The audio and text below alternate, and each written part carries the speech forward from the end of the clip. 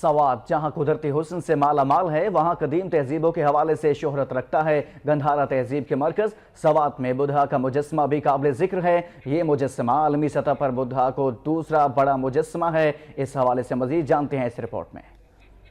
وادی سوات قدرتی خوبصورتی کے ساتھ ساتھ قدیم تہذیبوں کے حوالے سے بھی نمایاں شہرت رکھتا ہے۔ یہ علاقہ گندھارا تہذیب کا ایک بہت بڑا مرکز رہا ہے، جہاں ہزاروں سال قدیم آثار اور کھنڈرات سے مختلف تہذیبوں کا سراغ ملتا ہے۔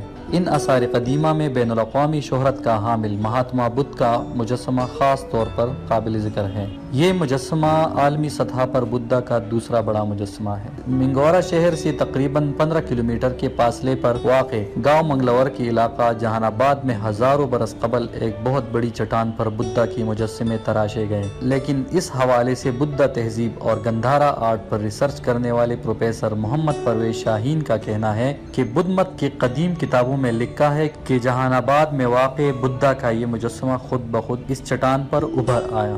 اس کے بارے میں تو ایک ہی پیچھے ان کی روایت موجود ہے جو ساری کتابوں میں درج ہے کہ مہاتما گوتم بدھ خود یہاں تشریف لائے۔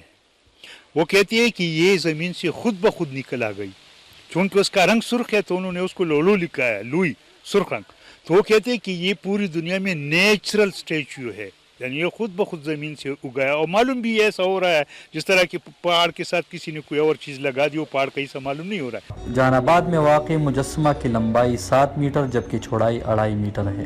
2007 میں عسکریت پسندوں نے اس مجسمے کو 3 بار تباہ کرنے کی کوشش کی، جس کے نتیجے میں اس تاریخی مجسمے کو جزوی نقصان پہنچا، لیکن اب اطالوی حکومت کے آرکیالوجی ڈپارٹمنٹ نے سوات کے قدیم آثار اور تاریخی مقامات کو مرمت کر کے اپنی اصل حالت میں واپس لانے کا عندیہ دے دیا ہے، اور اس سلسلے میں کئی ایک جگہ پر مرمت کا کام بھی ہو چکا ہے، جو کہ ملکی و غیر ملکی سیاحوں کے لیے ایک دفعہ پھر توجہ کے مراکز بنے ہوئے ہیں۔ مرمت کردہ آثار قدیمہ میں جہان آباد کے مقام پر واقع دنیا کا دوسرا بڑا بدھا کا مشہور مجسمہ بھی شامل ہے۔